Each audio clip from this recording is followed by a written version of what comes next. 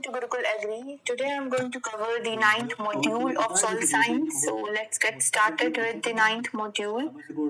So here's the next slide और यहाँ पे हम डिस्कस करेंगे जो क्लासेस हैं, जो टेक्सचर क्लासेस हैं उनके बारे में डिस्कस करेंगे। तो उसमें सबसे पहले देखिए सैंड जो है, देखिए सैंड जो है, सैंड एक क्रिस्टलाइज फॉर्म में जो है सॉइल होती है। इसमें बेसिकली जो है क्वार्ट्ज को कंटेन करती है, कंसिस्ट क्वार्ट्ज।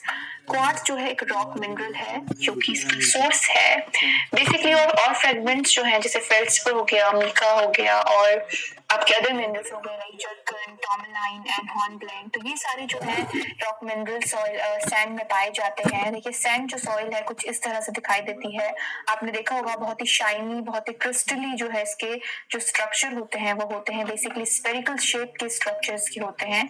शेप्स हम आगे अभी जो नेक्स्ट स्लाइड डिस्कस करेंगे उनमें हम शेप्स के बारे में जानेंगे। बेसिकली जो सैंड सॉइल है वो आपकी लेस वाटर होल्डिंग कैपेसिटी जो उसकी होती है सॉइल की, और जो इसका सरफेस होता है it is very rough smooth surface हम नहीं बोल सकते। जैसे सिल्ट और क्ले का जो है स्मूथ सरफेस होता है, वैसे सैंड का जो है स्मूथ सरफेस नहीं होता, बहुत ही जैक्ड सरफेस होता है। और जो स्ट्रक्चर होते हैं वो यूनिफॉर्म, उनकी डायमेंशन जो होती है यूनिफॉर्म होती है। फाइन। तो नेक्स्ट बात करते हैं सिल्ट की। देखिए सिल्ट जो है इसकी जो फिजिको केमिकल प्रॉपर्टीज जो होती हैं वो होती हैं कुछ लिमिटेशन तक जो है क्ले की तरह होती है, जो इसकी वाटर होल्डिंग कैपेसिटी होती है। बेसिकली सिल्ट को जो है इंटरमीडिएट सॉइल कहा जाता है बिटवीन सैंड एंड क्ले। देखिए सिल्ट जो होती है वो स्केलेटन, सैंड और सिल्ट जो है स्केलेटन जो है फॉर्म करते हैं। तो ये है आपका सिल्ट। नेक्स्ट है क्ले। देखिए क्ले जो है वो सेकेंडरी मिनरल से डिराइव होती है, मतलब जो प्राइमरी रॉक से जो मिनरल डिराइव होते हैं उनसे डिराइव होती है क्ले। क्ले पार्टिकल्स जो है लेस देन 0.002 mm के होते हैं क्ले पार्टिकल्स। ये बेसिकली प्लेटी एंड निडल लाइक शेप जो होती है इसके स्ट्रक्चर की होती है क्ले की। इसमें जो है बेटर वाटर होल्डिंग कैपेसिटी होती है, वाटर होल्डिंग कैपेसिटी अच्छी होती है। ऑर्गेनिक मैटर जो है क्ले में ज्यादा अमाउंट में होता है कंपैरिजन टू सैंड। और जो क्ले होती है इसमें जो इसकी लिमिटेशंस होते हैं, ये पुअर ड्रेनेज जो है इसमें होता है, पुअर ड्रेनेज होता है। और ये जो है आपकी जो क्ले सॉइल है ये बेसिकली इसमें जो है इसे हैवी सॉइल कहा जाता है। और हैवी सॉइल में बेसिकली जैसे राइस हो गया, शुगर केन हो गया, ये सारी सॉइल जो है, ये सारी जो क्रॉप है ये इन सॉइल में ग्रो की जाती है। जूट, राइस, शुगर केन आपका, ठीक है। तो ये बेसिकली आपकी हैवी सॉइल से कंसिडर किया जाता है क्ले को। देखिए ये जो है आपका इमेज क्ले का है और ये आपका सिल्ट का क्ले, सिल्ट का इमेज है।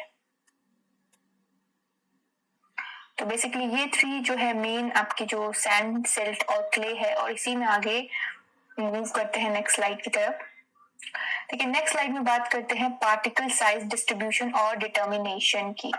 देखिए इसमें क्या होता है, पार्टिकल जो साइज डिस्ट्रीब्यूशन होता है इसमें सेपरेट करते हैं पार्टिकल्स को, ईच अदर जो पार्टिकल्स होते हैं उनको सेपरेट किस तरह से किया जाता है वो देखते हैं। देखिए अगर लाइम ऑक्साइड्स ऑफ आयरन और एल्यूमिनियम एग्रीगेट्स एजेंट्स हैं जो उनको डिस्पर्स करने के लिए डिसॉल्व किया जाता है, ये आपका HCl हाइड्रोक्लोरिक एसिड जो है उसमें। इसी तरह से ऑर्गेनिक मैटर को ऑक्साइड्स विद H2O2।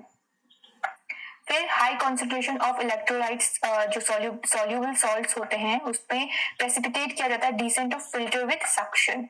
फिर सरफेस टेंशन, आपका elimination of air by stirring with water boiling. तो ये सारे जो मेथड है वो सेपरेट्स करने के लिए जो है, सेपरेशन के लिए जो है यूज किए जाते हैं, ठीक है।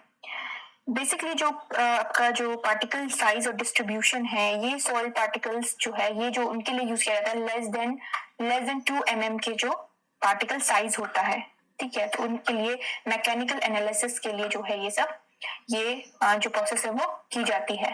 तो ये है आपका particle size distribution and determination. Next बात करते हैं स्टॉक लॉस की। देखिए स्टॉक लॉस जो है 1851 में जो है स्टॉक ने जो स्टेट किया था कि the velocity of the falling particle is proportion to the square of the radius and not its surface. तो ये जो है आपका स्टॉक ने जो है ये स्टेटमेंट दिया था, ये जो थ्योरी है वो स्टॉक्स लॉ के नाम से जो है जानी जाती है। और 1851 में जो है उसने ये रिलेशनशिप आपका स्टैब्लिश किया बिटवीन आपका रेडियस एंड पार्टिकल्स। तो रेडियस और पार्टिकल के बीच में क्या रिलेशनशिप है, ये स्टॉक लॉस की जो थ्योरी है उससे पता लगता है। देखिए जो सेपरेशन होता है, जो मैंने आपको टेबल बताया, इसमें बेसिकली जो है टू स्टेप जो है इन्वॉल्व होते हैं। सेपरेशन जो पार्टिकल्स का, सारे जो पार्टिकल्स होते हैं उनका ईच अदर से है जो सेपरेशन किया जाता है, और दूसरा जो होता है इनका जो अमाउंट होता है वो मेजर किया जाता है ईच ग्रुप में अमाउंट। फाइन, तो ये है आपका सेपरेशन और स्टॉक लॉस, जो कि रिलेशन है स्टॉक लॉस का आपके पार्टिकल्स और उनके रेडियस से। फाइन, तो चलिए मूव करते हैं नेक्स्ट स्लाइड की तरफ। देखिए नेक्स्ट स्लाइड में बात करते हैं जो सॉइल की टेक्सचरल क्लासेस हैं। मेन क्लासेस जो मैंने आपको बताई, उसके बाद जो है टेक्सचरल क्लासेस की इनकी डिटेल में देखते हैं। यहाँ पे जो है सैंड की बात करते हैं। देखिए सैंड जो है वो जो ग्रुप है ऑल सॉइल का, उसमें से सैंड जो है separates make 70% and clay separates 50% और less of the material by weight. देखिए सैंड जो है, जो सैंड आपकी जो टेक्सचर क्लासेस है, फर्स्ट क्लास सैंड, ये जो होती है इजी टू हैंडल होती है, मतलब जो इसका मैकेनिकल मैनिपुलेशन होता है वो इजीली हो जाता है सैंडी सॉइल का। बेसिकली इसमें जैसे पोटैटो और ग्राउंडनट, कुकुम्बर, ये सारी क्रॉप जो है इसमें सैंड में ग्रो की जाती है। बेसिकली सैंड में जो है पुअर वाटर होल्डिंग कैपेसिटी जो है, इसकी बहुत बड़ी लिमिटेशन है, क्योंकि सॉइल पार्टिकल्स के कारण जो वाटर होल्डिंग कैपेसिटी होती है सैंड की वो बहुत ही लो होती है। फाइन, ड्रेनेज इसमें बहुत अच्छा होता है सॉइल में, इसीलिए जो है सॉइल में जो है सैंड को मिक्स किया जाता है ताकि ड्रेनेज को इम्प्रूव किया जा सके। तो सॉइल जो सैंडी सॉइल है इसका ड्रेनेज बहुत अच्छा होता है, और लेकिन इसकी जो है वाटर होल्डिंग कैपेसिटी वो बहुत ही लो होती है, और लीचिंग का प्रॉब्लम भी इसमें जो है बहुत ही कॉमन प्रॉब्लम होता है। देखिए सैंड की फर्दर अगर सब क्लास की बात की जाए तो इसकी लोमी सैंड जिसे कहा जाता है, इसकी सब क्लास है लोमी सैंड। अब देखिए इसमें जो आपकी सैंड होती है, इसमें 70% जो है वो सैंड होती है और क्ले जो है 15% होती है। नेक्स्ट जो सिल्ट की बात करें तो सिल्ट में आपका 80% सिल्ट होती है और लेस देन 12% जो है वो क्ले होती है। देखिए सिल्ट सॉइल जो है वो आपकी जो सिल्ट सॉइल होती है ये it is like clay soil. इसमें जो है जो इसकी क्वालिटीज होती हैं it is similar to clay at certain extent, मतलब जो वाटर होल्डिंग कैपेसिटी हो गई या जो स्टिकीनेस इसमें क्ले में और सिल्ट में पाई जाती है, और जो प्लास्टिसिटी होती है, तो इन सब में जो है ये कॉमनली जो है एक दूसरे को सिमिलर, हम कह सकते हैं कि इनके जो क्वालिटी है वो सिमिलर होती है कुछ हद तक। फाइन, तो ये थी आपकी सिल्ट सॉइल। अब देखिए नेक्स्ट बात करते हैं क्ले की।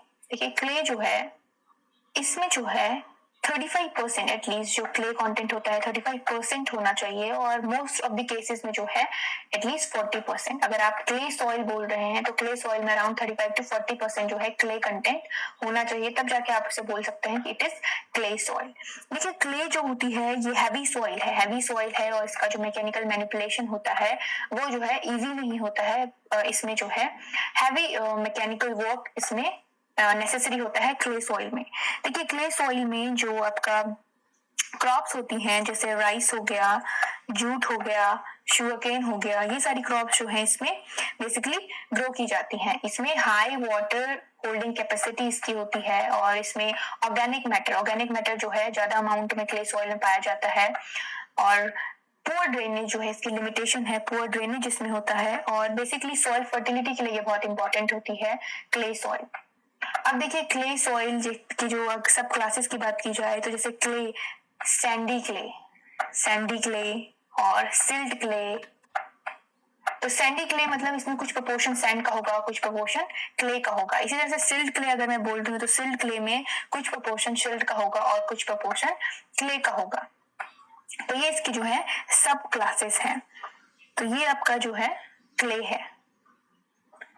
फाइन, नेक्स्ट बात करते हैं लोम की। देखिए लोम जो होती है एक मिक्सचर होता है, एक प्रोपोर्शन होता है आपके सैंड, सिल्ट और क्ले का, और एक आइडियल जो लोम होती है जिसमें ये प्रोपोर्शन जो है इक्वल अमाउंट में होता है उसे कहा जाता है आइडियल लोम। और मोस्ट ऑफ द क्रॉप्स के लिए जो है जो लोम सॉइल होती है वो प्रेफर की जाती है, क्योंकि इसमें जो ये सॉइल का मिक्सचर होता है ये एक प्रोपोर्शन में होता है, मतलब सैंड भी होती है, सिल्ट भी होती है, क्ले भी होती है। तो तीनों सॉइल की जो क्वालिटी होती है वो लोम सॉइल में अवेलेबल होती है। बेसिकली सॉइल टेक्सचर क्या होता है? सॉइल टेक्सचर मैंने आपको बताया था लास्ट लेक्चर में कि सॉइल टेक्सचर होता है आपका proportion of sand, silt and clay.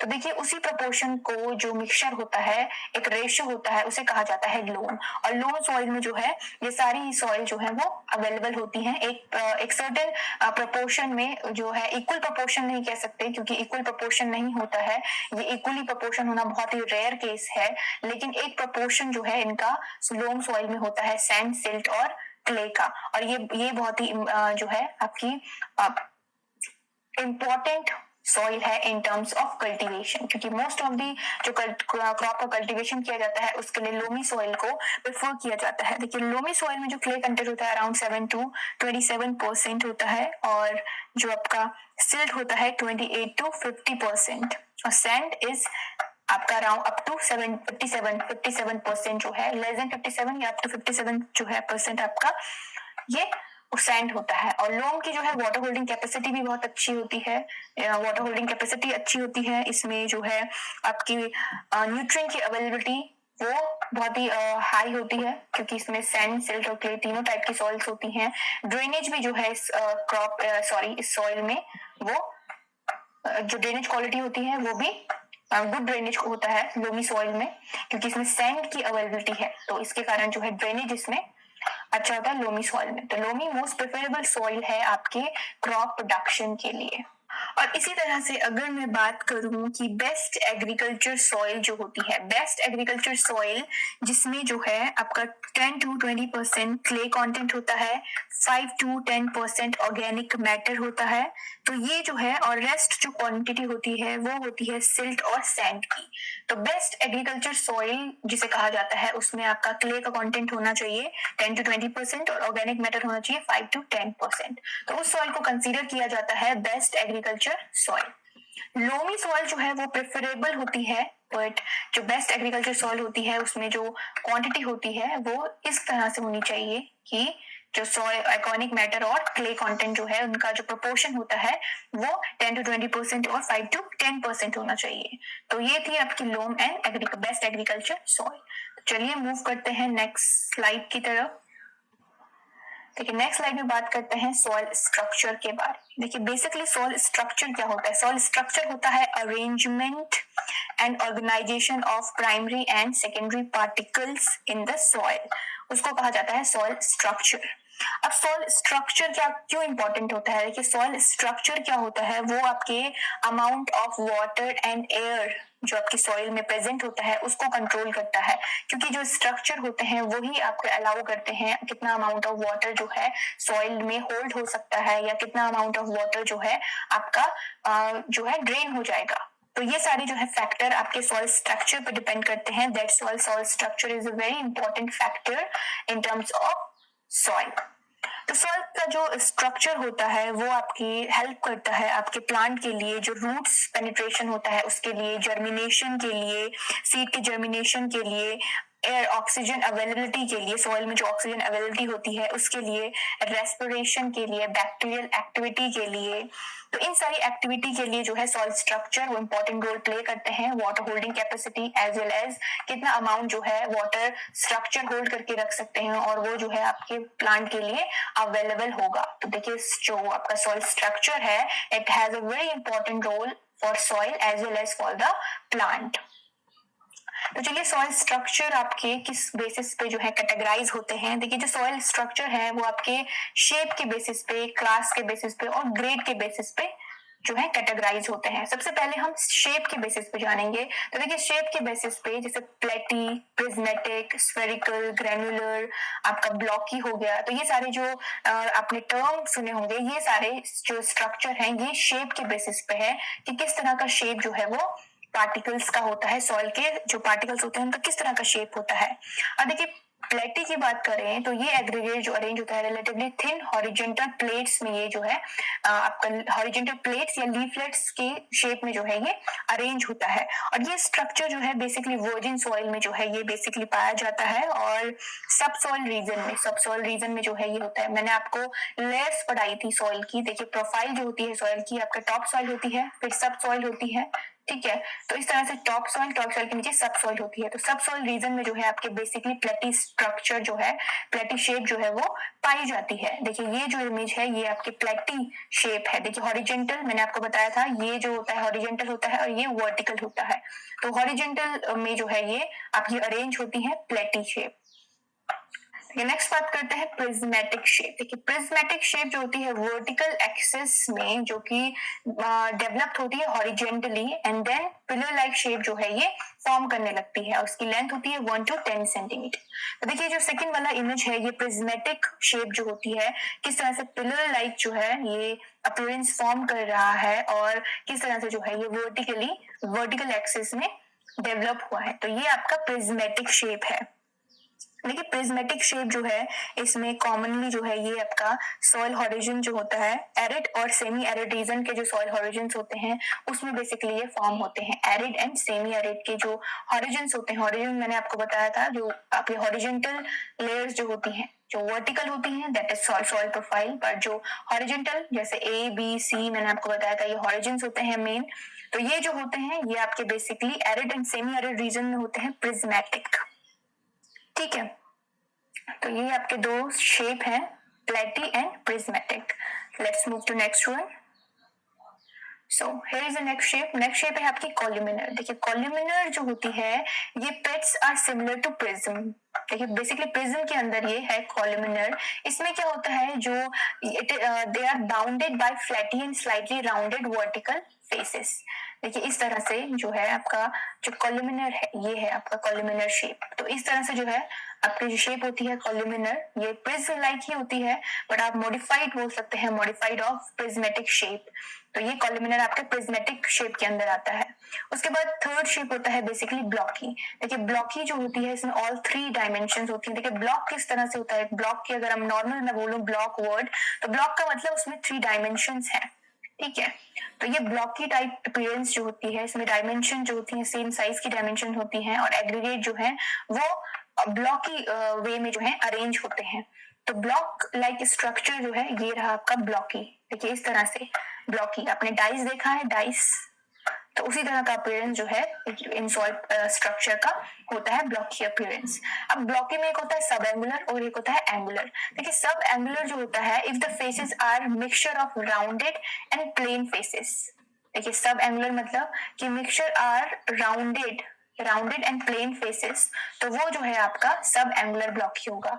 अगर स्ट्रक्चर जो है वो एंगुलर ब्लॉकी है और faces intersect at relatively sharp angles तो वो जो होगा आपका एंगुलर होगा।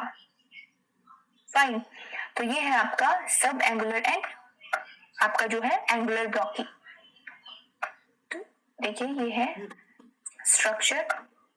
स्ट्रक्चर मैंने अभी तक जो है आपको प्रिज्मेटिक बताया, प्रिज्मेटिक ये है, ब्लॉकी ये है, सब एंगुलर ब्लॉकी ये है, कॉलमिनर ये है। ठीक है फाइन, ये एंगुलर ब्लॉकी वाला मैं आगे वाली जो स्लाइड है वहां पे मेंशन है, आपको मूव करते हैं नेक्स्ट स्लाइड में। देखिए यहाँ पे ये देखिए ये है आपका एंगुलर ब्लॉकी और ये आपका सब एंगुलर ब्लॉकी। तो देखिए यहाँ पे जो राउंड और जो फेस है जो मिक्सचर है वो आपका राउंड में है तो ये आपका सब एंगुलर ब्लॉकी है और यहाँ पे देखिए ये है आपका एंगुलर ब्लॉकी। ठीक है, तो ये जो इमेज है ये है एंगुलर ब्लॉकी की। फाइन, अब देखिए नेक्स्ट बात करते हैं स्फेरॉइडल जो शेप होती है जिसके अंदर आता है ग्रैनुलर और क्रम शेप। देखिए स्फेरॉइडल जो होती है all rounded aggregates may be placed in category not exceeding an inch in diameter। देखिए इसमें क्या होता है ग्रेन्यूल फॉर्म्स जो है ये फॉर्म करने लगता है। ग्रेन्यूल्स मतलब छोटे छोटे ग्रेन्यूलर फॉर्म जो होती हैं, देखिए ये ग्रेन्यूलर फॉर्म इसे कहते हैं ग्रेन्यूलर फॉर्म। ठीक है, इसमें जो है स्फेरिकल शेप के पॉलीहेड्रल जो पेडॉन्स होते हैं वो जो है ग्रेन्युलर शेप, ग्रेन्यूल्स हम बोलते हैं ना, छोटे छोटे जो आपके पार्टिकल्स होते हैं ग्रेन्यूल्स उन्हें कहा जाता है ग्रेन्यूल्स। फर्दर ग्रेन्यूल्स जब आपके क्रश होते हैं तो वो आपके क्रम्बी फॉर्म में जो है वो फॉर्म होने लगते हैं। तो ग्रेन्युलर के बाद आती है आपकी क्रम्बी फॉर्म, क्रम्स फॉर्म जिसे कहते हैं, जो बेसिकली जो है आपकी कोर्स सी फॉर्म होती है ग्रेन्युलर के बाद।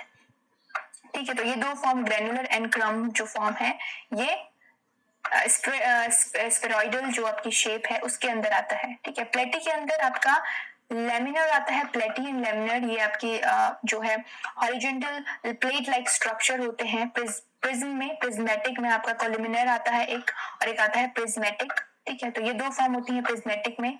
देन ब्लॉकी में आपकी एक फॉर्म आती है एंगुलर और एक आती है सब एंगुलर। फिर आपका ग्रैनुलर में, सॉरी स्फेरॉइडल में आपका आता है ग्रैनुलर एंड क्रम। तो ये दो फॉर्म आती हैं आपके स्फेरिकल या स्फेरॉइडल शेप में आती है।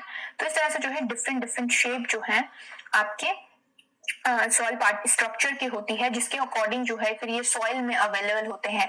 जैसे मैंने आपको क्ले में बताया था कि प्लेटी लाइक और निडल लाइक स्ट्रक्चर जो है क्ले पार्टिकल्स में पाए जाते हैं, क्ले में पाए जाते हैं। उसी तरह से जो स्फेरिकल शेप होते हैं वो आपके सैंडी सॉइल में पाए जाते हैं। तो इसी तरह से फिर ये जो है पार्टिकल्स मिलके सॉइल में जो है ये पाए जाते हैं। जैसे देखिए ये वाला जो इमेज मैंने आपको बताया था, यहाँ पे देखिए मैंने आपको ग्रैनुलर बताया। ग्रैनुलर देखिए ये फॉर्म होता है, सॉरी ये वाला फॉर्म, ये है ग्रैनुलर। देखिए ग्रैनुलर पार्टिकल सबसे छोटे हैं यहाँ पे। ग्रैनुलर देखिए किस तरह से हैं, देखिए जो ये पार्टिकल्स हैं यहाँ पे ब्लॉकी पार्टिकल्स हो गया या आपका प्रिज्मेटिक हो गया। तो ग्रैनुलर, ग्रैन्यूल्स जिन्हें कहा जाता है इंग्लिश में, ग्रैनुलर वर्ड जो है उसी से रिलेट करिएगा इसे, तो वही है ग्रैनुलर।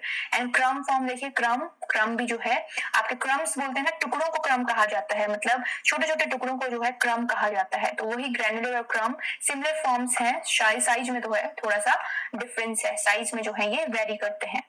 तो चलिए मूव करते हैं नेक्स्ट स्लाइड की तरफ।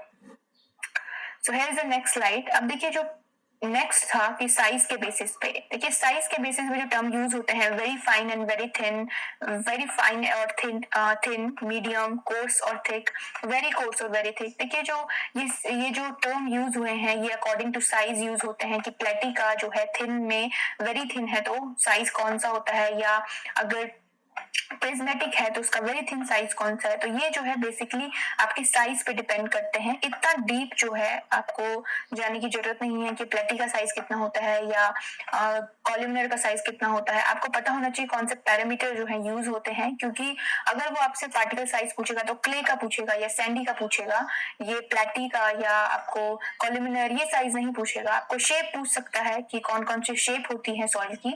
तो डीप में जो है हम इसके नहीं जाएंगे कि कितना साइज का जो है आपका मेजरमेंट होता है। बस आपको टर्म्स पता होना चाहिए कि ये मेजरमेंट के लिए, किसके मेजरमेंट के लिए यूज होते हैं। तो ये सॉइल स्ट्रक्चर के मेजरमेंट के लिए यूज होते हैं। तो ये है आपके जो टर्म कॉमनली सॉइल क्लासेस के जो मेजरमेंट है, साइज का जो मेजरमेंट है उसके लिए यूज होते हैं। नेक्स्ट बात करते हैं जो ग्रेड है, स्ट्रक्चर के ग्रेड हैं, किस तरह से जो है ग्रेड के डिग्री ऑफ ग्रेड जो है, डिस्टिंक्टनेस जो और इंडिविजुअल पेट्स जो है उनके किस तरह से जो ग्रेड है वो डिफाइन किए गए हैं। देखिए सबसे पहले है स्ट्रक्चरलेस। देखिए नाम से पता चल रहा है स्ट्रक्चरलेस, मतलब इसका पर्टिकुलर कोई भी फॉर्म इसका नहीं है, कोई फॉर्म नहीं है। और इसका मतलब यहाँ पे जो पार्टिकल्स हैं लूजली अरेंज हैं। For example loose sand, structureless का एग्जाम्पल लूज सैंड। तो यहाँ पे कोई फॉर्म, कोई शेप जो है यहाँ पे नहीं है, स्ट्रक्चरलेस जो डिग्री जो आपका ग्रेड है स्ट्रक्चरलेस। Next weak structure. देखिए वीक स्ट्रक्चर में पुअरली जो है शेप फाउंड होता है, यहाँ पे जो फॉर्म होती है वो बहुत पुअर, बहुत वीक स्ट्रक्चर होता है, उसका कोई भी फॉर्मनेस उसके अंदर नहीं होती है। ये सेकेंड ग्रेड है। थर्ड है आपका मॉडरेट स्ट्रक्चर। देखिए मॉडरेट स्ट्रक्चर जो होता है यहाँ पे वेल पेड जो है यहाँ पे पाए जाते हैं, और ये जो है आपका मॉडरेटली ड्यूरेबल होता है, मॉडरेटली ड्यूरेबल। देखिए नेक्स्ट है आपका मॉडरेट स्ट्रक्चर। देखिए मॉडरेट स्ट्रक्चर में वेल डेवलप पेड्स जो है यहाँ पे पाए जाते हैं। पेड्स, पेडॉन को कहा जाता है, पेडॉन जो कि स्मॉल यूनिट है सॉइल की। तो यहाँ पे जो स्ट्रक्चर होता है वो आपका ड्यूरेबल होता है, मॉडरेटली ड्यूरेबल होता है, और जो इसका फॉर्म होती है वो मॉडरेटली फॉर्म जो होती है यहाँ पे स्ट्रक्चर की, मॉडरेट स्ट्रक्चर में।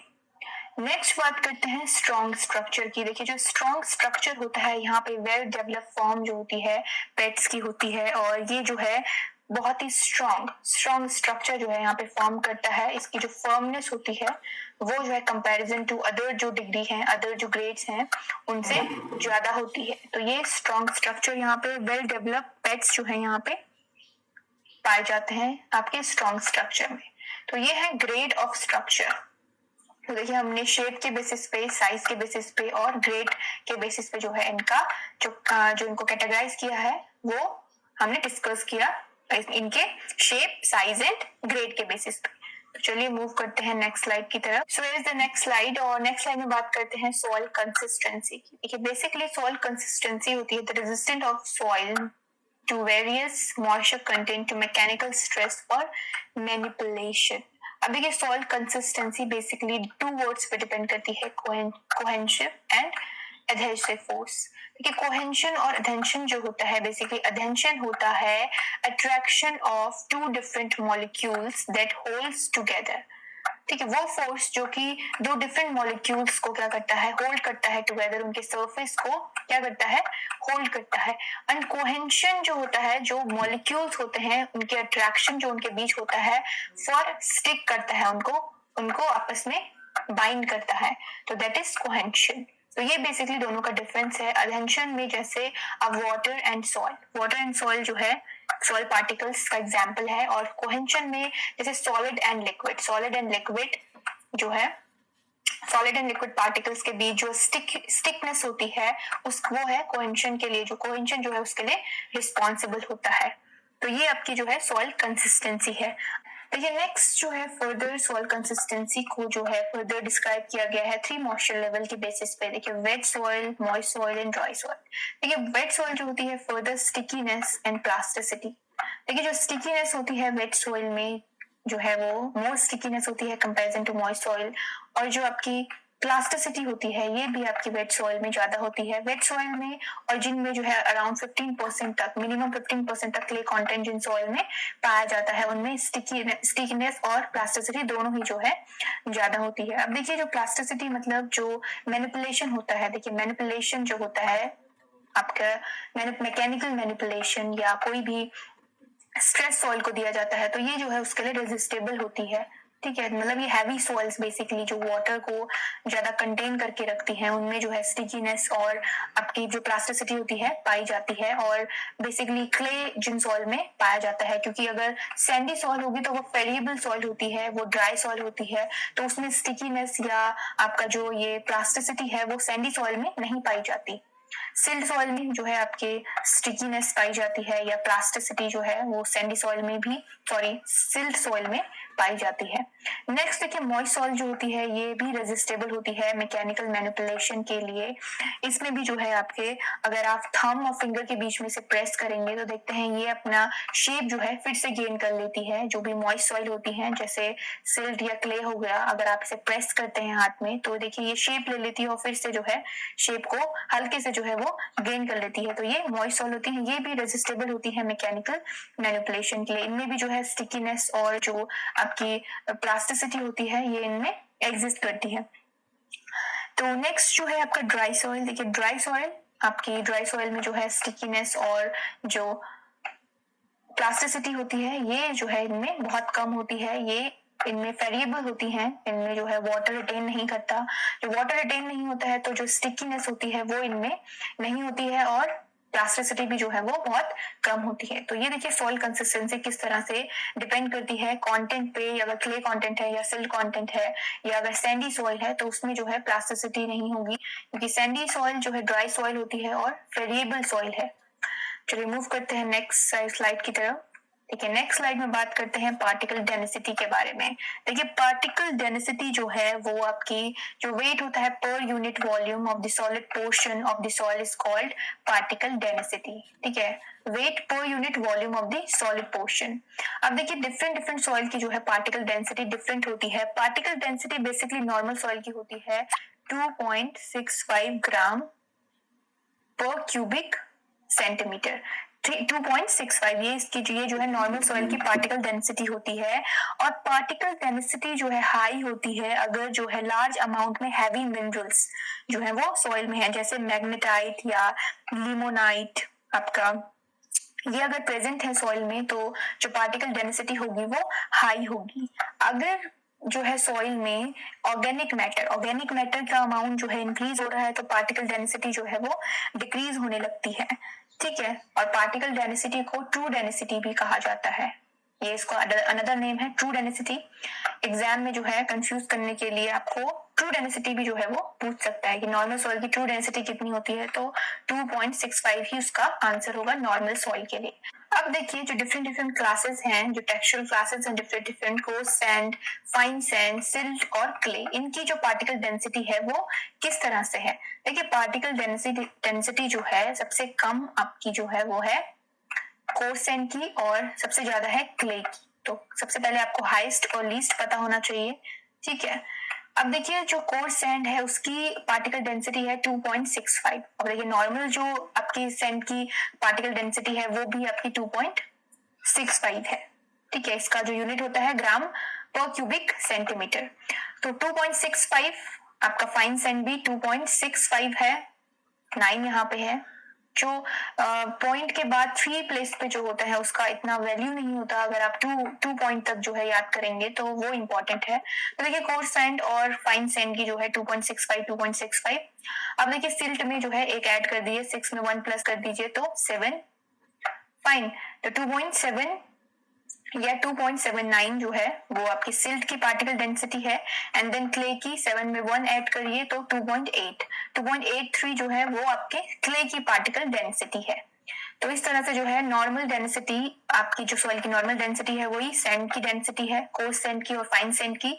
देन सिल्ट की 2.79 और क्ले की 2.83।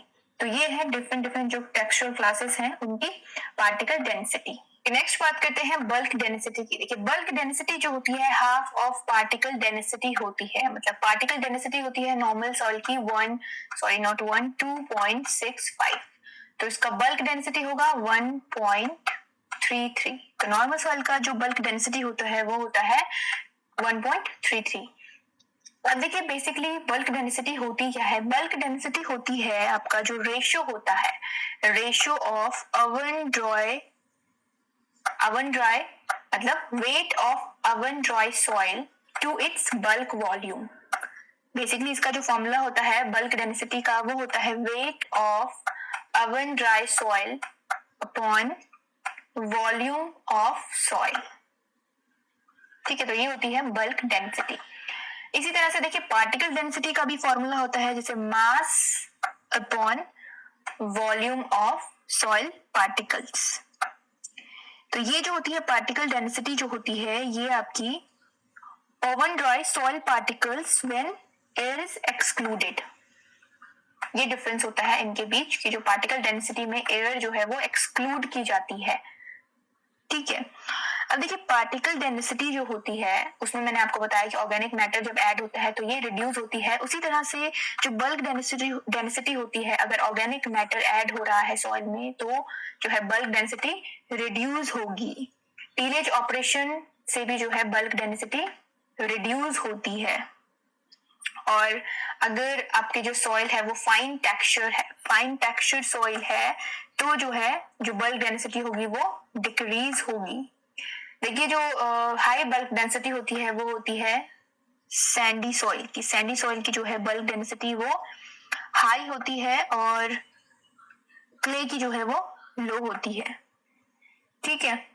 तो ये जो होती है बल्क डेंसिटी होती है सॉइल की जो हाफ ऑफ पार्टिकल डेंसिटी होती है। और बल्क डेंसिटी जो है मोर इम्पोर्टेंट होती है to understand the behaviour of soil की जो बिहेवियर होता है मतलब किस तरह से जो है सॉइल बिहेव कर रही है वो सारी चीजों को जानने के लिए, फिजिकल कंडीशन को जानने के लिए bulk density is more important then particle density. Fine, चलिए मूव करते हैं नेक्स्ट स्लाइड की तरफ। तो here is the next slide। Next slide में बात करते हैं पोरोसिटी की। पोरोसिटी मतलब पोर स्पेस। देखिए पोरोसिटी क्या होता है। पोरोसिटी जो होता है ये होते हैं आपके जो स्पेस होता है सॉइल पार्टिकल्स के बीच, उसे कहा जाता है पोर स्पेस। अब वो पोर स्पेस जो है एयर एंड वाटर से ऑक्यूपाइड होता है और उन्हें कहा जाता है पोर स्पेस। बेसिकली जो है सॉइल पार्टिकल्स के बीच में जो स्पेस होता है उसे कहा जाता है पोर स्पेस। अब देखिए पोर स्पेस जो है वो बेसिकली आपके दो टाइप के होते हैं, माइक्रोपोर्स एंड मैक्रोपोर्स, ठीक है। अब देखिए इन्फ्लुएंस, जो फैक्टर्स इन्फ्लुएंस करते हैं पोर स्पेस को, वो किस तरह से जो है इन्फ्लुएंस करते हैं। जैसे देखिए जो सॉइल टेक्सचर है, सॉइल टेक्सचर मतलब अगर सैंडी सॉइल है तो लो पोर्स इसमें होंगे, अगर क्ले सॉइल है तो हाई जो है पोर स्पेस जो है क्ले सॉइल में होता है। इसी तरह से अगर ऑर्गेनिक मैटर की प्रेजेंस है, प्रेजेंस ऑफ ऑर्गेनिक मैटर है, तो वो क्या करता है, पोर स्पेस को इंक्रीज करता है। मतलब सॉइल में इसीलिए कहा जाता है कि ऑर्गेनिक मैटर को अगर ऐड किया जाता है तो बेटर एरिएशन और बेटर वाटर होल्डिंग कैपेसिटी जो है इंक्रीज हो जाती है आपकी सॉइल की। तो ऑर्गेनिक मैटर अगर आपकी सॉइल में ऐड हो रहा है तो उसकी जो वाटर होल्डिंग कैपेसिटी होगी या जो उसमें पोर स्पेस होगा वो इंक्रीज होने लगेगा। ठीक है। और देखिए जो सॉइल टेक्सचर होता है, जो सॉइल टेक्सचर होता है वो किस तरह से, देखिए सॉइल टेक्सचर मतलब कि अगर जो सॉइल है सैंडी सॉइल है तो किस तरह से जो है उसमें पोर स्पेस होंगे, या मीडियम जो फाइन टेक्सचर सॉइल है, या जो आपकी कॉम्पैक्ट सॉइल है, तो ये जो है इस तरह से इन्फ्लुएंस करते हैं क्योंकि डिफरेंट डिफरेंट सॉइल में जो है पोर स्पेस जो होते हैं वो डिफरेंट होते हैं। अब देखिए जो वेजिटेबल्स है, क्रॉप्स एंड वेजिटेशन, देखिए कुछ क्रॉप्स जो होती हैं वो पोर स्पेस को इंक्रीज करती हैं। कॉमनली जो है अगर मल्टीपल क्रॉपिंग की जा रही है तो वो बेसिकली जो पोर स्पेस को डिक्रीज कर देती हैं, लेकिन कुछ crops like blue grass type जो क्रॉप्स होती हैं ये पोरोसिटी को इंक्रीज कर देती हैं अप टू 57%। 57% करते हैं, जो ओरिजिनल फॉर्म 50% टू 57% जो है वो इंक्रीज कर देती हैं पोरोसिटी को सॉइल की। कुछ पर्टिकुलर क्रॉप्स, अदरवाइज जो वेजिटेशन होता है, जो क्रॉप्स मल्टीपल क्रॉपिंग जो की जाती है, या अगर वहां पे मल्टीपल मैकेनिकल मैनिपुलेशन सॉइल का चल रहा है तो वो पोरोसिटी को जो है आपके डिक्रीज कर देते हैं। ठीक है। बेसिकली जो वर्जिन सॉइल्स होती हैं उनमें मोर पोर स्पेस जो है वो पाया जाता है, और कॉन्टिन्यूस क्रॉपिंग जहाँ पे होती है वहां पे पोर स्पेस जो है वो डिक्रीज हो जाता है। फाइन। अब नेक्स्ट है साइज ऑफ पोर्स। देखिए जो पोर का साइज होता है, मैंने आपको बताया देखिए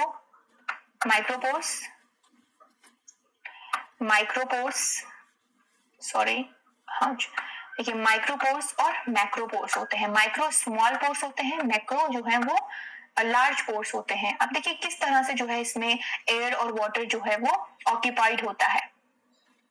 देखिए जो माइक्रोपोर्स होते हैं वो होते हैं आपके लेस देन 0.05 mm, और जो आपके मैक्रोपोर्स होते हैं वो होते हैं ग्रेटर देन 0.05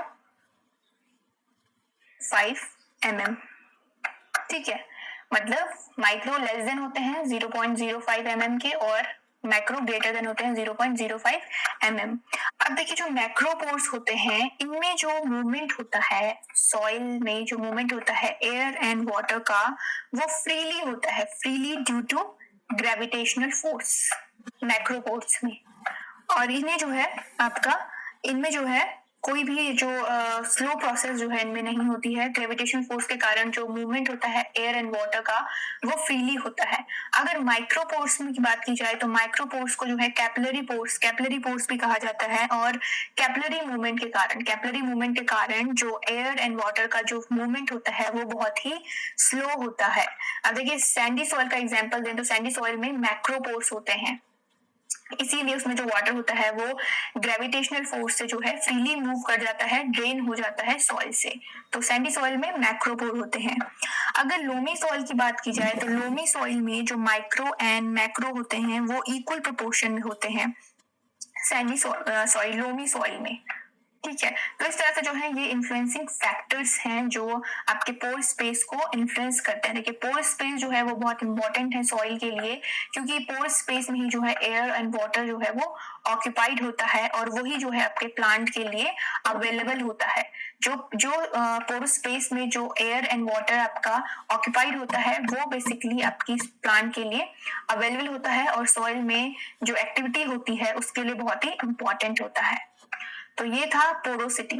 क्या आज का जो टॉपिक है यहाँ पे कंप्लीट होता है, जो स्ट्रक्चर के लिए और जो टेक्सचुअल क्लासेस थी वो सारी जो हमने डिस्कस करी। तो नेक्स्ट टॉपिक हम जल्द ही डिस्कस करेंगे सॉइल का जो नेक्स्ट टॉपिक होगा। तो I hope you guys will understand it as well. चलिए मिलते हैं नेक्स्ट टॉपिक में। Till then you guys keep studying and keep working hard. Thank you so much.